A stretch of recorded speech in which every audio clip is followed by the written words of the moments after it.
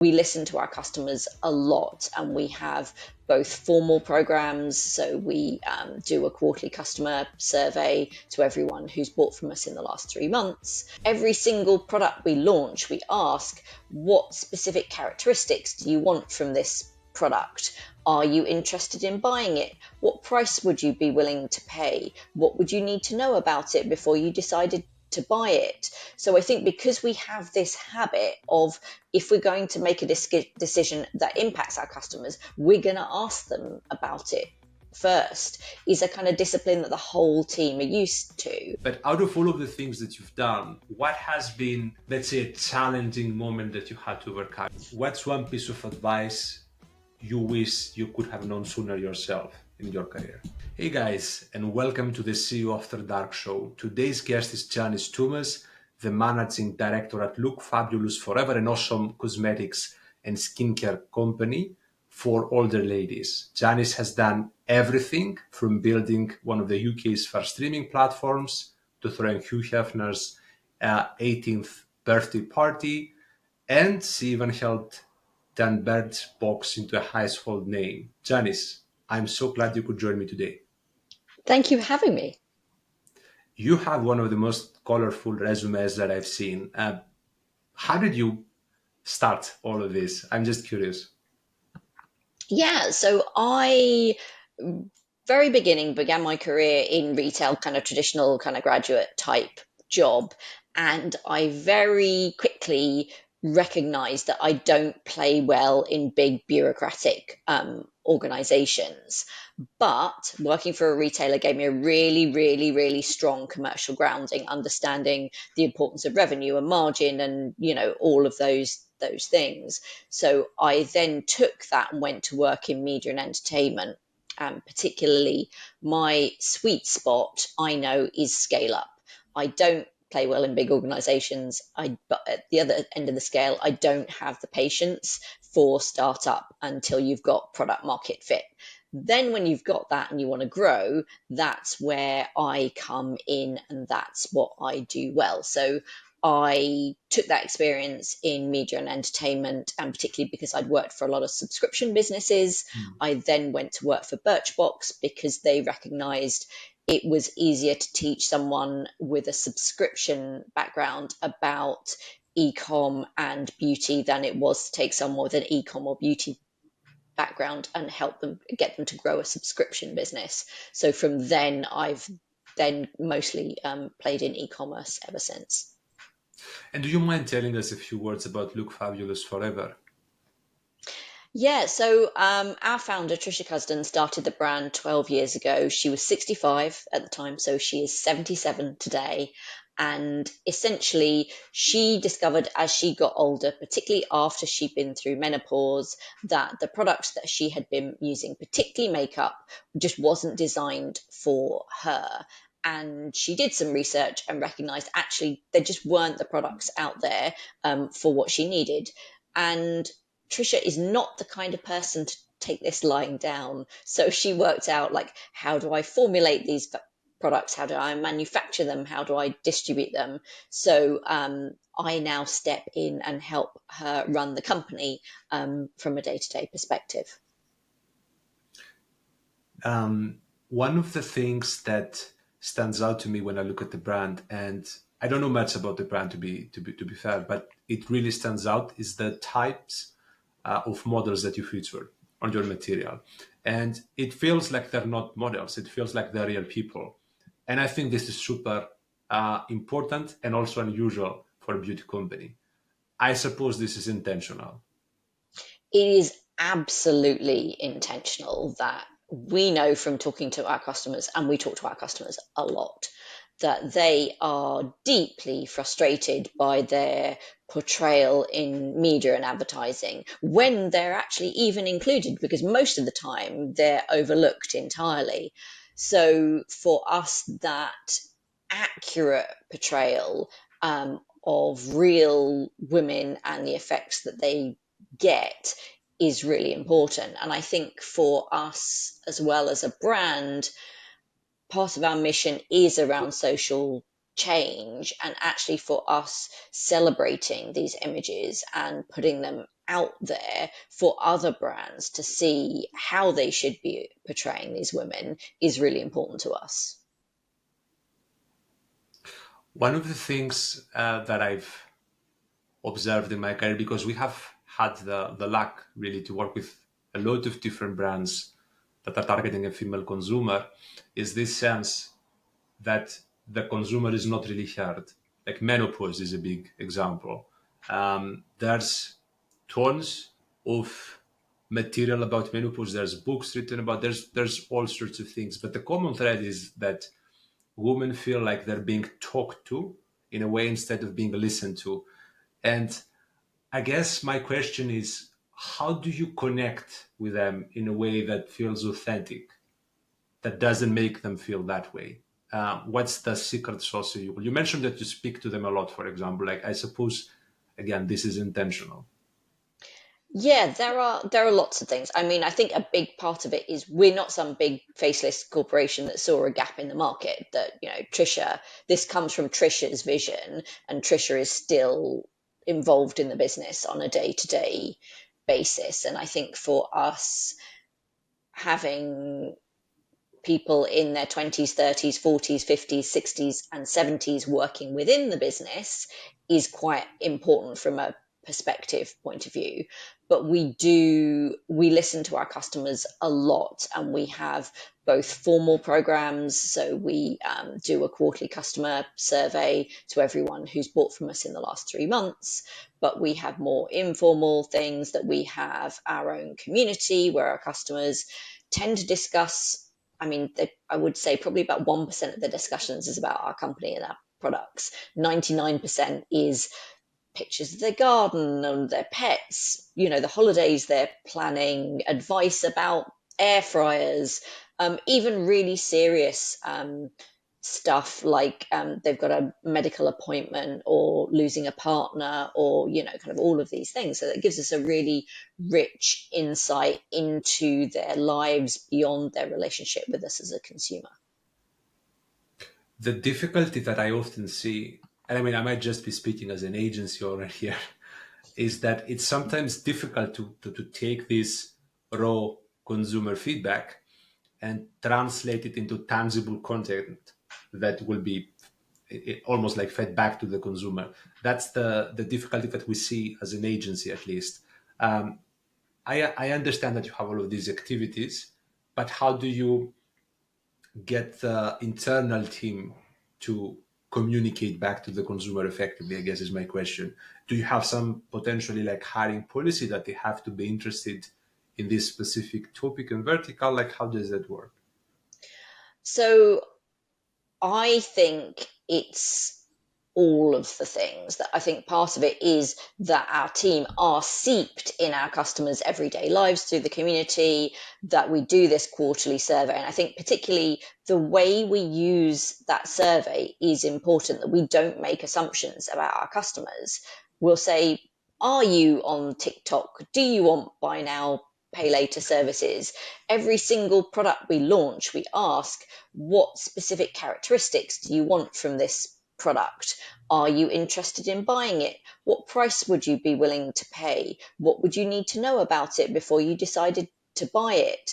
So I think because we have this habit of, if we're going to make a decision that impacts our customers, we're going to ask them about it first, is a kind of discipline that the whole team are used to. And when we do these surveys, they're not just something that only I see or it gets put in a drawer. We all read it and come together and discuss, what did you find particularly interesting or surprising or useful in the current survey?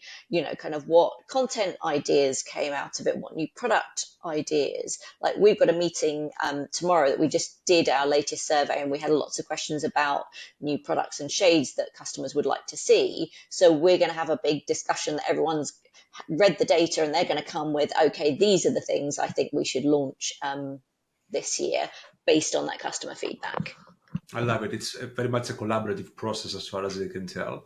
And it also feels like you're almost co-creating with your target audience. I hate the word target Absolutely. audience, by the way. Target feels a little bit aggressive. I want to talk a little bit about something that you mentioned before we officially started recording. And you mentioned this in the context of your own personal growth. You told me that one of the things that had a huge impact on you was to start focusing a little bit less on what you would consider the hard technical skills and focus a little bit more on the soft skills. Can you speak to that? Because I think it's super interesting. Yeah. So I got kind of stuck in my career at a certain level, kind of I progressed very quickly when I was younger, but then I reached a certain point and I was struggling to get into that kind of marketing director CMO role and kind of kept getting kind of pushed back on that. And I couldn't really see why it was happening. And I, in parallel, got some feedback from my boss at the time. And she said to me, "You need to work on your communication skills." And I was absolutely outraged by this because, I very comfortable public speaking. I trained as a copywriter, so I can write articulately and persuasively. So I was like, what are you talking about? I'm an excellent communicator. Fortunately, I respected her and valued her feedback. So I went away and really kind of looked into it and very quickly recognized that, yeah, I was great at broadcast, but successful communication has nothing to do with your ability to communicate your message. It's absolutely to do with how your message is received by the person you're communicating with. And switching my focus round on less on my intention and more on the impact I was having, really had a massive impact for me. And because I found that so useful, it really unlocked a whole kind of journey into understanding, well, um, how do I build better relationships? How do I coach my team better? All of these things. And I found it so valuable and it accelerated my career so much. I now spend an hour a day on my personal development. I can relate to this so much, and I can think about it in the context of making presentations. What I used to do was stack my presentations with as many slides as possible, as much information as possible, essentially almost like trying to overwhelm and impress the recipient. But then you would ask, what is your takeaway? And they had no, no takeaways because it was too much for them. It was like just a general sense of, okay, this guy knows what he's talking about, but I don't know what he talked about almost. Once I realized this, I basically concluded the same thing as you, that there's no sense in sounding good if the listener doesn't understand what you're talking about in the end. Absolutely. What are some techniques, if you will, that you've used to increase the impact of your communication, but more so in the sense that the recipient understands what you want to get across? Yeah. So one of the things that we do at Look Fabulous Forever is 360 feedback. So everyone in the team feeds back on everyone else. And the way I tend to approach giving that feedback to my team is that I sit down with them and say, what do you think you need to improve? And chances are, 9 times out of 10, they will come up with the exact things that their colleagues have said they need to work on.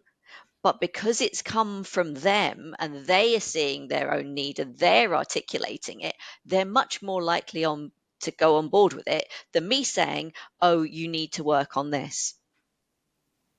That's a very good one. And I think it has lots of applications, even out, like even in external facing communications. Like I can think of scenarios in sales, for example. I'm having sales calls with people. They're asking me things like, why should we work with you? And like a question that you can ask there is, what made you book this call with me? And then they are the ones almost like convincing themselves of why they are interested in the first place. Well, that's very interesting. Out of all of the things that you've done so many things, it's difficult to know where to focus for me. But out of all of the things that you've done, what has been, um, let's say, a challenging moment that you had to overcome? It can be in e-commerce, it can be before e-commerce. Think about it in terms of what can be potentially relatable to people that are listening in.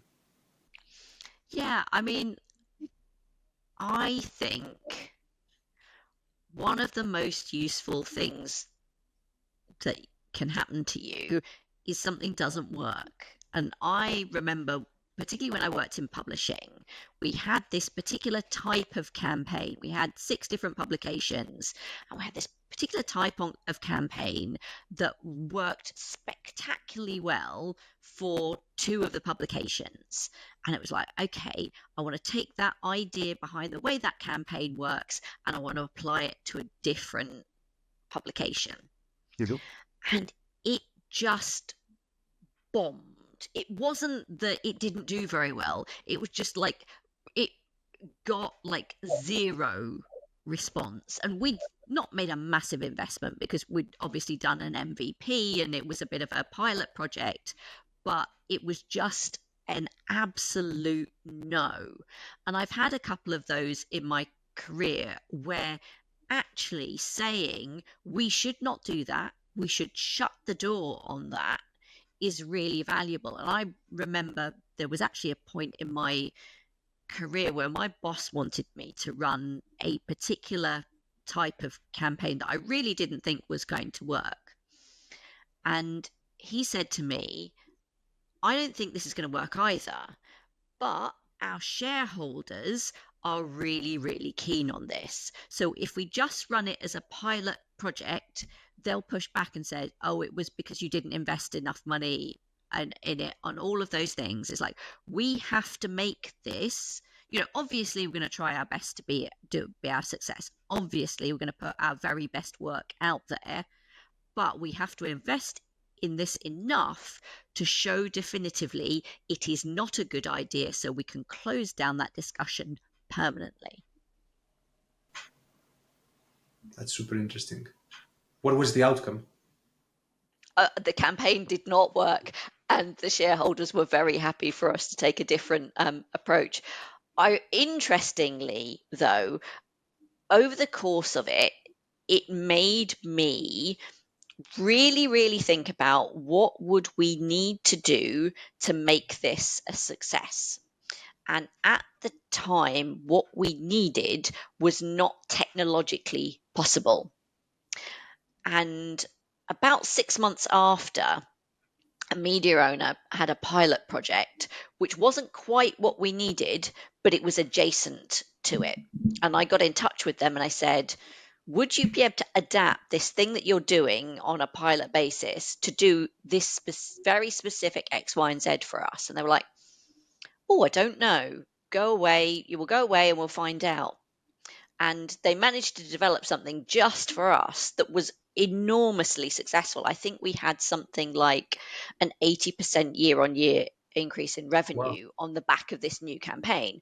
So, what was really interesting was while the original pilot bombed, it really made me think about what would I need that doesn't exist yet. What would that look like? And then it kind of created this radar for something to then see the solution for it when it came along. Interesting. One of the things I know about you is that you are interested in empowering women, and giving them inspiration to like lead essentially. And I think this is a very important thing. And I do want to talk about this a little bit. Do you mind just like first of all, why do you think this is important?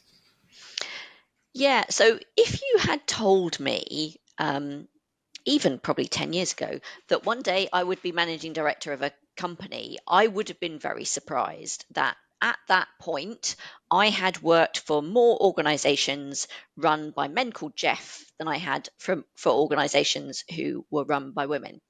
So that fact that I had not seen people that looked like me, but also I hadn't seen people who I identified with their management style. So that a lot of the companies I worked for were very much that kind of traditional command and control. I am the leader. I am going to tell you what to do. I have all the answers, do what I say. I don't identify with that. So I was lucky enough to have role models who don't work like that, which really helped. But I do a lot of mentoring, and when I ask people, "Oh, what do you want from your career?" It's like, "Oh, I want to lead a marketing department. Oh, I want to lead an e-commerce team. Oh, I want to start my own business. I want to start my own brand." Very, very rarely do people say to me, "Oh, I'd like to be managing director or CEO one day." So I think for me, being out there and being public and providing that kind of evidence that it's possible is quite important to me.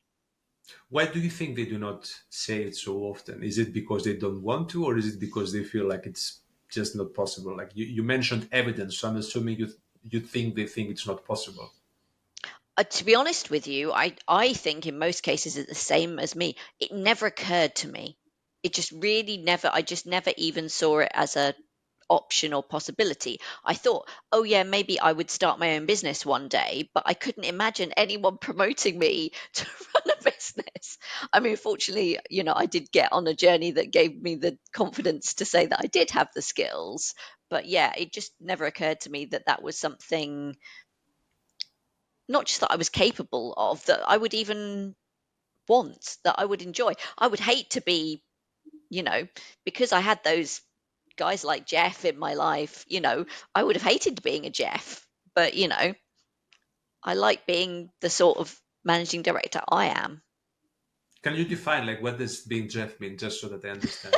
It is that command and control. And to be fair, I'm not saying that Jeff's specifically were like that. That command and control, that I am the leader with the answers telling you what to do, that just didn't resonate with me. That for me, I was lucky enough to work for Savannah Sachs at Birchbox, and she gave me a real masterclass in the version that I aspire to, which is someone who helps create culture and facilitate collaboration. And that's the kind of leader I want to be. If we assume that there's people listening in that want to be that type of leader, what advice, if any, would you give them?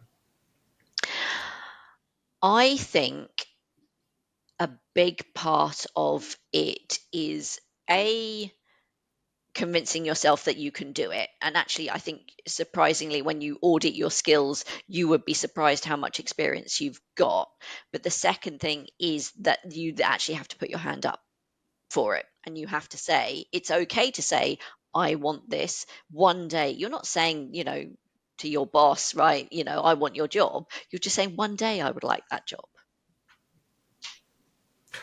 I don't know specifically when this episode will air, but I'm going to say this because I think it's interesting. I have recently hired someone, and she's brilliant. She's amazing, and I want the best for her. But I'm noticing that she finds it so difficult to ask me about the bonuses that she should be receiving. I think there's a real problem with women asking for what they should be getting. And like to the point that I'm bringing it up to her, hey, like we need to talk about this. Hey, we need to talk about this. And it feels like there's some internal resistance, which I find this so, to me as a man, it's so strange because I never felt resistance to asking that, hey, like this is what I want. Yeah, I think there's a fear about people judging us and saying no. And I think it's about negotiation. I always say, like, if you're negotiating a pay rise, you shouldn't be asking for the number that you want.